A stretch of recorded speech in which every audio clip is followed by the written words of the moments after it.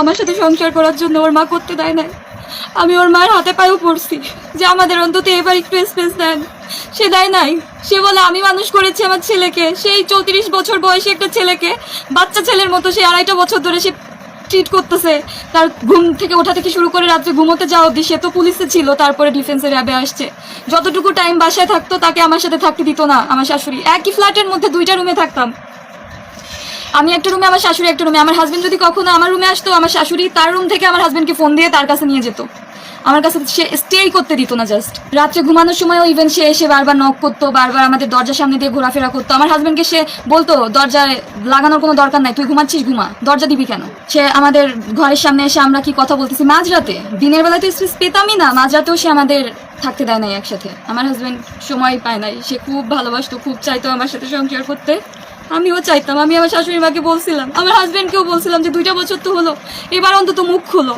ও মুখ খুললো না, ও বলে আমি আমার মায়ের উপর কিচ্ছু বলতে পারবো না, কিচ্ছু না, মাকে আমি কি বলবো, তুমি সহ্য করো, আর না হলে আমি কি করবো আমি জানি না। আমাকে সে শুধু বলতো যে তুমি একটু সহ্য করো সহ্য করো, বাট প্রত্যেকটা সেকেন্ডে সহ্য করতে করতে 2.5 বছর পরে আমার ধৈর্য আর ছিল না। আমি বলছি ঠিক আছে তুমি এবার যা সিদ্ধান্ত নিবা না, আমার কিছু বলার নাই।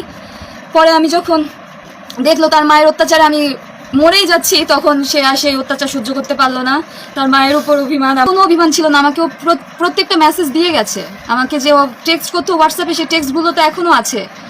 সেই টেক্সটের মাধ্যমেও সবাই বুঝতে পারবে যে আমার প্রতি ওর কোনো রাগ ছিল না, কোনো অভিমান ছিল না। ও শুধু বলতো ওর মাকে কিছু বলতে পারবে না, ওর মাকে ও কিচ্ছু বলতে পারবে না। ওর মায়ের অভিমান, ওর মায়ের উপর থেকে মানে ওর মায়ের উপরেও এত অভিমান ছিল, এত কষ্ট ছিল যে ওর মা ওকে বুঝলো না। ও বারবার বলতো যে আমার মা কি বুঝে না যে তার ছেলে কিসে সুখী হবে, ছেলের বউ যদি সুখী না থাকে তাহলে ছেলে কিভাবে সুখী থাকবে। তার মা নাকি বুঝতোই না, সে অনেক বোঝানোর ট্রাই করছে বাট তার মা বুঝতো না।